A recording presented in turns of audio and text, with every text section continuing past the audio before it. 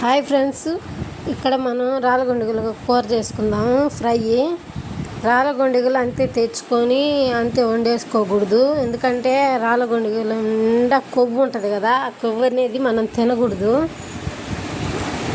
అందుకని ఆయిల్ లాగా మారిపోద్ది. మనం కూరలో వేయంగానే అవి వేడి పెట్టంగానే స్టవ్ వెలిగించి పొయ్యి మీద పెట్టంగానే వేస్ట్ వాటర్లా తయారైద్ది. అదిగోండి, అందుకని చెప్పి మనం కడాయి పెట్టేసుకొని దానిలో కూర తెచ్చుకోగానే శుభ్రంగా కడుక్కొని కడాయి పెట్టుకొని కడాయిలో కూర వేసుకొని మూత పెట్టి ఉంచితే ఆయిల్ ఏమి వేయాల్సిన అవసరం లేదు.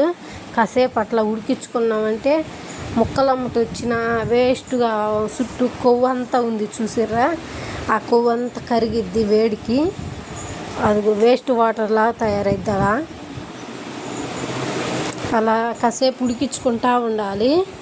ఉడికించుకొని ఆ ముక్కల అమ్మట ఉన్న వేస్ట్ వాటరు, ఆ నీరు అనేది, ఆ కొవ్వు అంతా కరిగిపోయిందాక అట్లా ఉడికించుకోవాలి. ఇలా ఉడికించుకొని శుభ్రంగా పోయిన తర్వాత మళ్ళీ కడాయి కడుక్కొని శుభ్రంగా పెట్టుకొని ఒక ఉల్లిపాయ కోసుకొని ఆయిల్ వేసుకొని, ఆయిల్ వేడెక్క నుంచి ఉల్లిపాయలు వేసుకొని దానిలో కొద్దిగా పసుపు ఉప్పు వేసి వేయించుకొని దానిలో మనం ముందుగా ఉడికించి పెట్టుకున్న రాళ్ళగొండిగలు వేసుకొని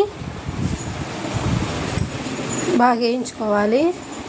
బాగా ఫ్రై చేసుకొని కొద్దిగా ఉప్పు కారం వేసుకొని దించేసుకోవడమే.